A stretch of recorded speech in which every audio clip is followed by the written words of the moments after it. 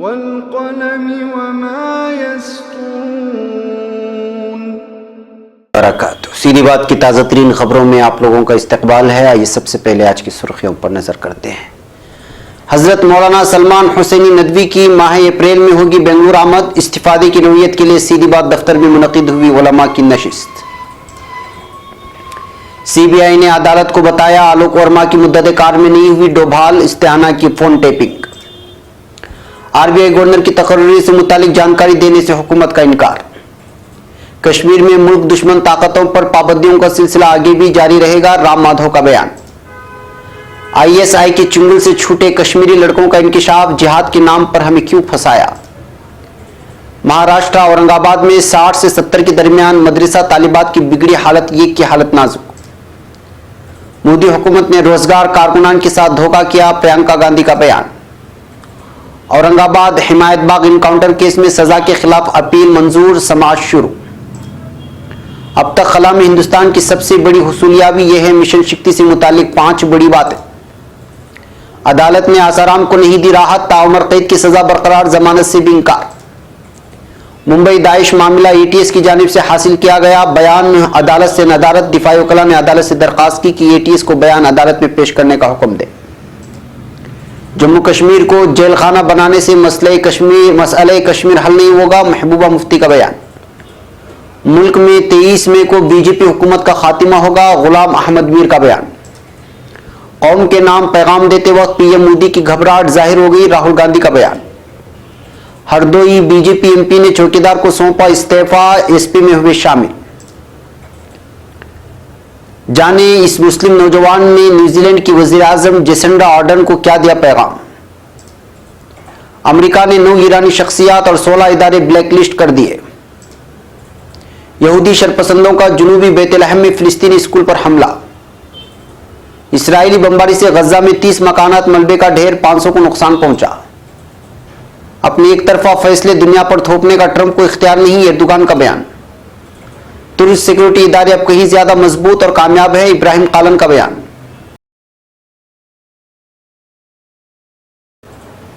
नाज़रीन अस्सलामु अलैकुम वरहमतुल्लाहि वबरकातुहू। सीधी बात की ताज़ा तरीन खबरों में आप लोगों का इस्तकबाल है।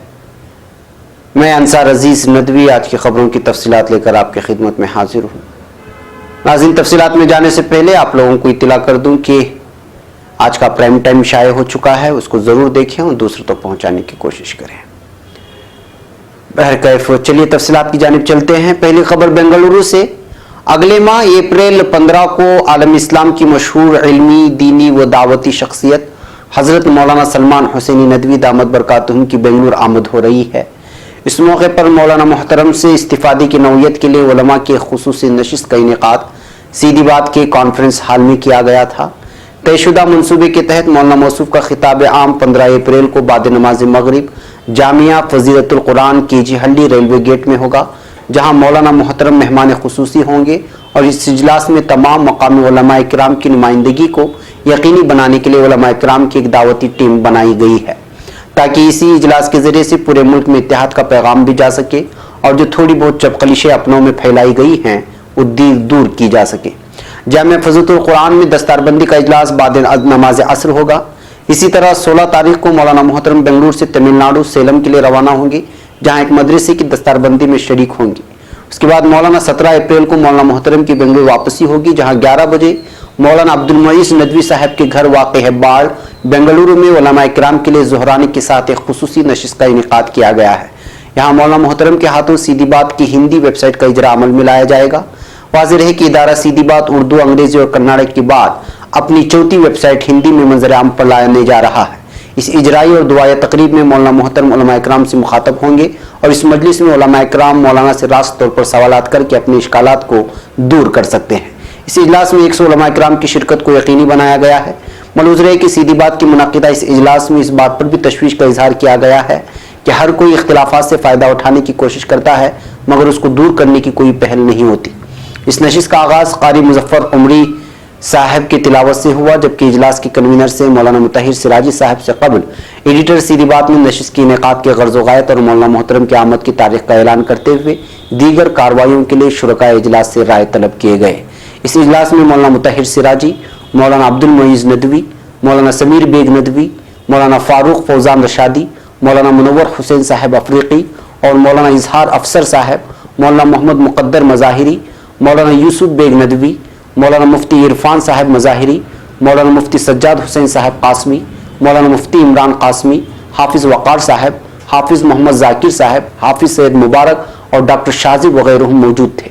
मौलाना इजहार अफसर साहब की दुआए कलिमात पर नशिस्त बर्खास्त हुई। अब खबर नई दिल्ली से। सीबीआई ने मंगल को दिल्ली हाईकोर्ट में उन इल्जामात से इनकार किया है कि उसने एनएसए, अजीत डोभाल और जांच एजेंसी के उस वक्त के स्पेशल डायरेक्टर इस्थाना के फोन गैर कानूनी तौर पर टैप किए थे। सीबीआई ने हलफनामा दायर करके बताया कि एजेंसी ने कभी किसी टेलीफोन नंबर की गैर कानूनी तौर पर निगरानी नहीं की। एजेंसी ने चीफ जस्टिस राजेंद्र मेनन और जस्टिस ये भंबानी की बेंच के सामने एक अर्जी के जवाब में हलफनामा दायर किया। हाईकोर्ट में एक अर्जी दायर करके सीबीआई के जरिए डोभाल के फोन को गैर कानूनी तौर पर टेप करने की जांच के लिए एसआईटी की तश्कील का मुतालबा किया गया था। हलफनामे में कहा गया है कि यह वाज़ेह किया जाता है कि सीबीआई की स्पेशल यूनिट ने किसी वक्त अजीत डोभाल और राकेश थाना के टेलीफोन कॉल टेप नहीं किए।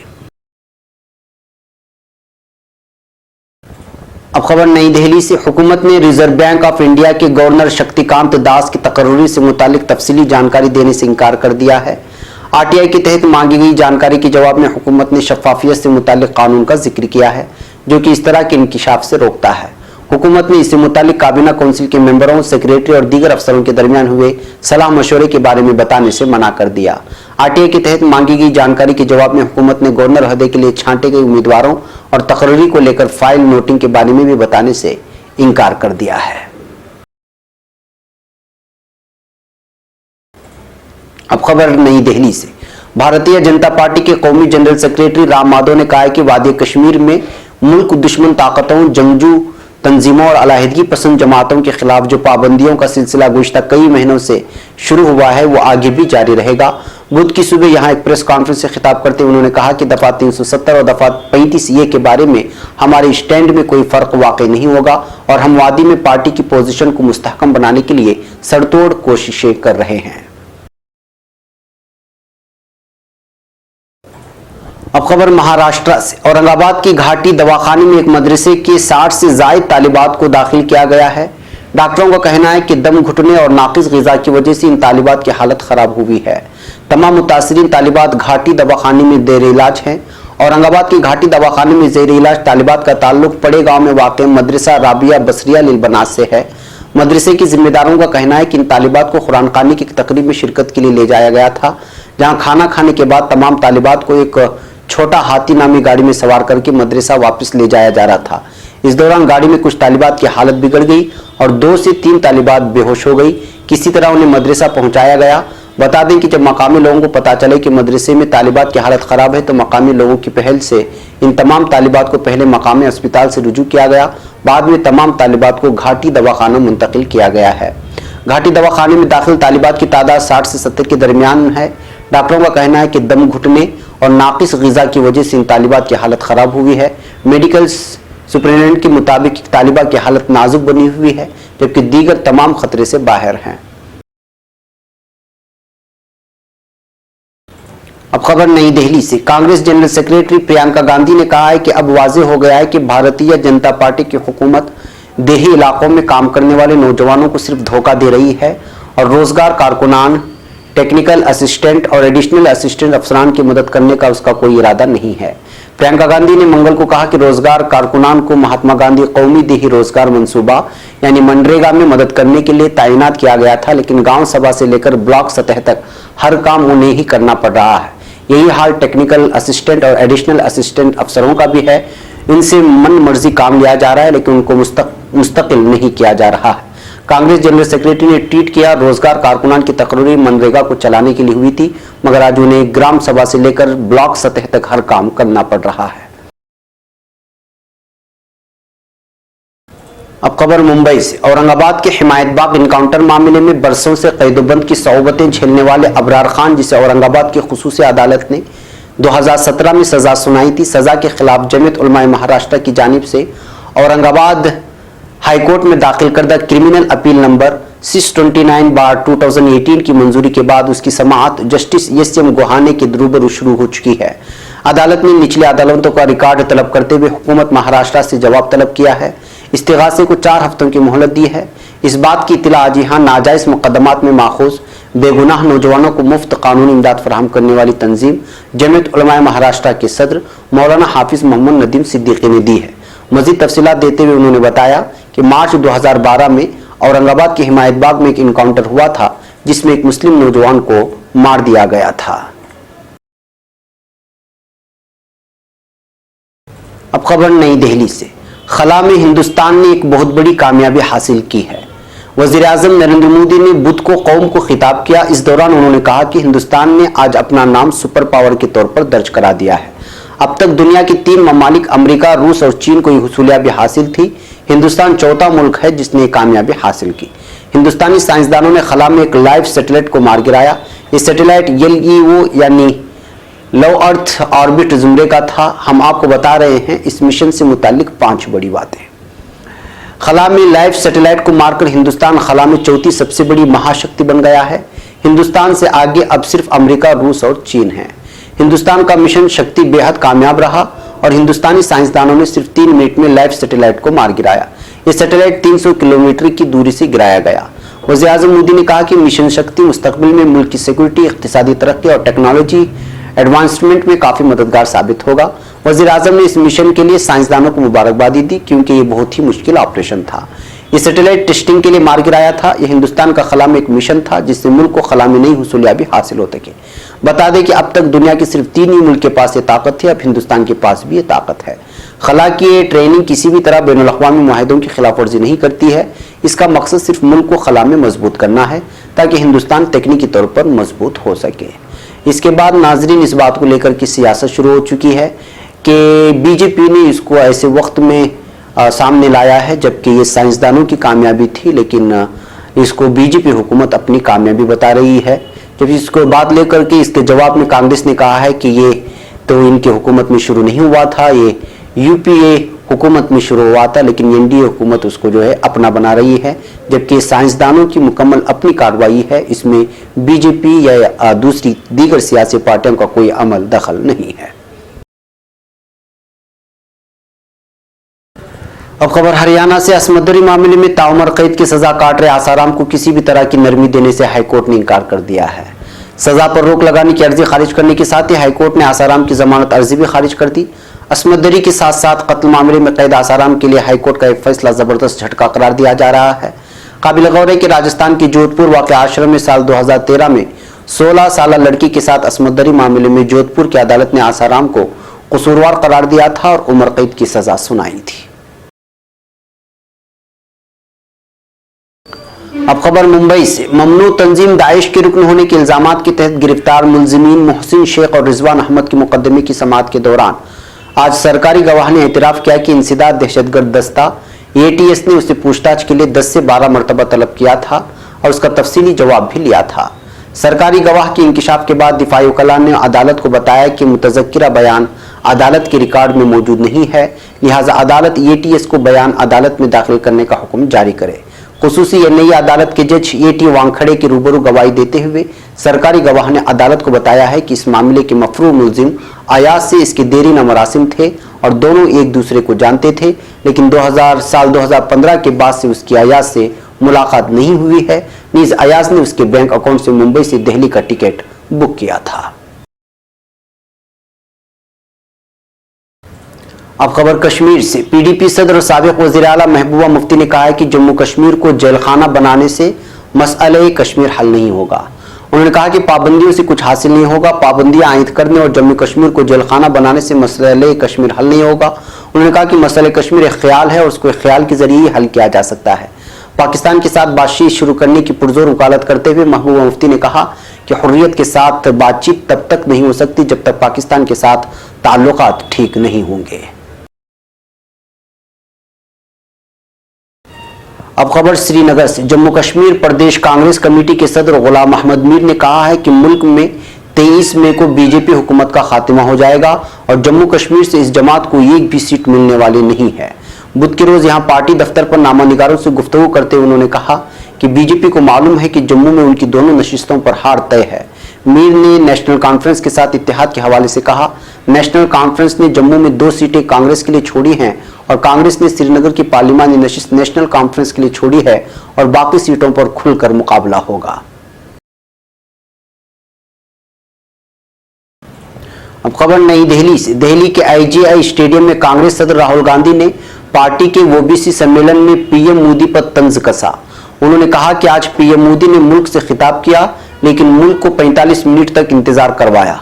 उन्होंने पीएम मोदी पर तंज करते हुए कहा कि मुल्क से खिताब करने के दौरान पीएम मोदी जी का चेहरा आपने देखा, पीएम मोदी के चेहरे पर घबराहट साफ दिखाई दे रही थी।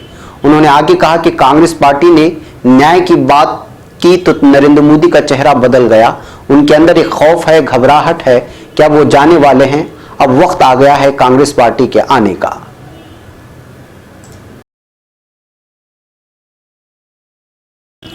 अब खबर हरदोई से। बीजेपी में बगावतों का सिलसिला लगातार जारी है। ताजा मामला यूपी के हरदोई का है, जहां से बीजेपी के रुकने पार्लियामेंट अंशिल वर्मा ने टिकट न मिलने पर नाराजगी का इजहार करते हुए इस्तीफा दे दिया। बादशाह उन्होंने समाजवादी पार्टी में शमूलियत इख्तियार कर ली। बीजेपी से टिकट न मिलने से नाराज रुकने पार्लियामेंट ने अपने इस्तीफानामे में सवाल किया है कि बगैर किसी मुनासिब वजह बताए आखिर उनका टिकट किस बुनियाद पर काटा गया। अंशिल वर्मा लखनऊ में वाक़ बीजेपी के रियासती दफ्तर में वहां पर तैनात चौकीदार को अपना इस्तीफा सौंप दिया। इस्तीफे के साथ ही 100 रुपए का नोट भी उन्होंने चौकीदार को दिया। उन्होंने वजीर आजम मोदी पर तंज करते हुए कहा कि दौलत से मालामाल चौकीदार को इस्तीफा देने की कोई माना नहीं थे। उन्होंने कहा, मैंने असल और जिम्मेदार चौकीदार को अपना इस्तीफा सौंपा है। वाज़ेह है कि बीजेपी ने हरदोई से अंशिल वर्मा के मकाम पर साबिक रुकने पार्लियामेंट जयप्रकाश रावत को उम्मीदवार बनाया है। इससे अंशिल वर्मा नाराज हो गए। अब खबर न्यूजीलैंड से। न्यूजीलैंड के क्राइस्टचर्च की 2 मस्जिदों में दहशतगर्दाना हमले के बाद वजीर आजम जेसिंडा आर्डर्न ने जिस अंदाज में सूरत हाल को संभाला और इंसानियत की बेहतरीन मिसाल कायम करते हुए जिस तरह से उन्होंने मुसलमानों के साथ इजहार ताज़ियत किया और उनके दुख दर्द में बराबर शरीक होने का अमली सबूत दिया, उसकी दुनिया भर में सताइश की जा रही है। दरिया असना न्यूजीलैंड की वजीर आजम जेसिंडा आर्डर्न और एक मुस्लिम नौजवान के दरमियान हुई बातचीत की वीडियो सोशल मीडिया पर वायरल हो रही है। वीडियो में देखा जा सकता है कि बातचीत के दौरान नौजवान ने जेसिंडा आर्डर्न से मुखातब करते हुए कहा कि मैं 3 दिन से मुसलसल रो रहा हूं, आप एक बेमिसाल शख्सियत के हामिल खातून हैं। नौजवान ने आगे कहा कि मेरी ख्वाहिश है कि दुनिया के सभी लीडरान आप जैसे हो जाएं। इस दौरान नौजवान उन्हें इस्लाम कबूल करने की दावत देता है और अपनी ख्वाहिश जाहिर करता है कि वो मुसलमान हो जाएं। नौजवान इसके बाद जज्बाती अंदाज में कहता है, मेरी ख्वाहिश है कि आप जन्नत में मेरे साथ रहें। नौजवान की ख्वाहिश सुनकर जेसिंडा आर्डर्न मुस्कुरा दी और नौजवान को थपकी भी दी। मुस्लिम नौजवान की इस्लाम कबूल करने की दावत पर जवाब देते हुए न्यूजीलैंड के वजीर आजम ने कहा, इस्लाम इंसानियत का दर्ज देता है और मेरा ख्याल है कि वो मेरे पास है। वाज़ेह है कि गुज़िश्ता 15 मार्च को नमाज जुमा के मौके पर क्राइस्टचर्च की 2 मसाजिद में एक सफेद फार्म दहशतगर्द ने अंधाधुंध गोलीबारी करते हुए 50 से ज़ायद नमाजियों को शहीद कर दिया था। अब खबर वाशिंगटन से। अमेरिका की वज़ारत खजाना ने ईरान के 16 इदारों और 9 शख्सियात पर दिफा, जिद्दत और तहकीक के शोबों में पाबंदियां आयद कर दी हैं। इसके अलावा अमेरिकी हुकूमत की तरफ से तुर्की के बाज़ इदारों को भी ब्लैकलिस्ट कर दिया गया है। एक रिपोर्ट के मुताबिक अमेरिका की तरफ से ईरानी इदारों और शख्सियात को पाबंदियों का नया हदफ बनाया है। इनमें बैंक, मालियाती इदारे और दीगर तंजीमें शामिल हैं। पाबंदियों का शिकार होने वाले इदारों में अतलस ज्वेलरी कंपनी और अंसार बैंक शामिल है। अमेरिकी वज़ारत खजाना का कहना है कि अतलस कंपनी और अंसार बैंक ईरानी पासदार इंकलाब के मातहत काम करते हैं। उनकी सरगर्मियां तुर्की में भी मौजूद हैं। मजमूई तौर पर इदारे और शख्सियात $1 अरब की रकम ईरान को मुंतकिल करते हैं। अमेरिका की तरफ से जिन अफराद पर पाबंदियां आयद की गई हैं वो असर्राफा कंपनी और अंसार बैंक के साथ मुंसलिक हैं। इनमें से 2 डायरेक्टर्स ओहदे के अफसरान शामिल हैं। अब खबर बैतुलहम से। फिलिस्तीन के मकबूजा मगरबी किनारे के जनूबी शहर बैतुलहम में काबिज यहूदी आबादकारों ने एक मकामी फिलिस्तीनी स्कूल पर धावा बोला और स्कूल में घुसकर तलबा और अमले को तशद्दुद का निशाना बनाया। मरकज इत्तलात फिलिस्तीन के मुताबिक मंगल को जनूबी बैतुलहम में एक स्कूल में घुसकर यहूदी आबादकारों ने तलबा को हरासा किया, उन पर जुल्म और तशद्दुद किया। फिलिस्तीनी ज़राए के मुताबिक 10 यहूदी आबादकारों ने इसराइली फौज की फुल प्रूफ सिक्योरिटी में मदरसतुल हस्सा पर धावा बोला। यहूदी आबादकारों ने इसराइली परचम उठा रखे थे और फिलिस्तीनियों के खिलाफ सिहनी रियासत की हिमायत में नारे लगा रहे थे। यहूदी आबादकारों की स्कूल पर धावे के वक्त करीब से गुजरने वाली सड़कों पर ट्रैफिक बंद कर दी गई थी। अब खबर गजा पट्टी से। फिलिस्तीन के इलाके गजा की पट्टी में काबिज सिहूनी रियासत की तरफ से 24 घंटों के दौरान वहशियाना बमबारी का सिलसिला जारी है, जिसमें 30 मकानात मुकम्मल तौर पर तबाह और 500 को जुज़वी तौर पर नुकसान पहुंचाया है। मरकज़ इत्तलात फिलिस्तीन के मुताबिक फिलिस्तीनी वजीर बराए हाउसिंग व आबादकारी मुफीद अल हसानिया ने बताया कि मंगल फिलिस्तीनी अमले ने सिहूनी फौज की वहशियाना बमबारी के नतीजे में होने वाले नुकसान की तफसीलात जमा करना शुरू की हैं। अब तक की तफसीलात के मुताबिक इसराइली बमबारी के नतीजे में 30 मकान मुकम्मल तौर पर तबाह हो गए हैं, जबकि 500 को जुज़वी नुकसान पहुंचा है। इनमें से बाज़ ज़्यादा मुतासिर हुए हैं जो रिहाइश के काबिल नहीं रहे। उनका कहना था कि फिलिस्तीनी हुकूमत गजा में इसराइली जहारियत से होने वाले नुकसान के इजाले के लिए आलमी बरादरी के साथ राब्ता जारी रखे हुए है।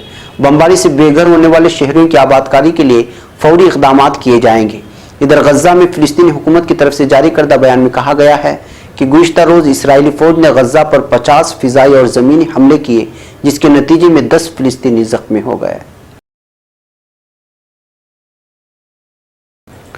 अब खबर तुर्की से। सदर रजब तैयब एर्दोगान ने अमरीकी सदर ट्रंप की तरफ से गोलान की पहाड़ियों से मुतालिक फैसले पर शदीद नुक्ताचीनी की है। उन्होंने कहा कि ये इलाका इसराइल का नहीं शाम का है, जिसको देने का इख्तियार सदर ट्रंप को नहीं है। सदर एर्दोगान ने कहा कि सन 1967 में अक़वाम मुत्तहिदा ने एक फैसला किया था जिसकी रूह से गोलान का इलाका शाम से मुंसलिक है, मगर इसके बावजूद ट्रंप को क्या हक हासिल है कि वो अपनी मनमानी करते हुए इसे इसराइल के हवाले कर रहे हैं, जिसे इस्लामी ताउन तंजीम, यूरोपीय यूनियन, चीन और रूस ने मुस्तरद कर दिया है। उन्होंने कहा कि अमरीकी सदर इस खाम ख्याली में न रहे कि उनके एक तरफा फैसले को दुनिया आंख बंद करके मान लेगी। एक और खबर तुर्की से। सदारती तर्जुमान इब्राहिम कालन का कहना है कि सिक्योरिटी इदारों ने फेतू दहशतगर्द तंजीम से नजात पाते हुए कहीं ज्यादा ताकतवर, पुरअज़्म और कामयाब इदारों की हैसियत हासिल कर ली है। इब्राहिम कालन ने समाजी राब्ते की वेबसाइट ट्विटर पर कौमी खुफिया सर्विस और मुसल्लह अफवाज के मुश्तरका ऑपरेशन में दहशतगर्द PKK के सरगना जमील बाइक के करीब तरीन साथियों में से रजा आल्तून और उसके हमराहियों को शिमाली इराक के किंदिल इलाके में एक फिजाई कार्रवाई के दौरान बेबस किए जाने के हवाले से एक पैगाम जारी किया है।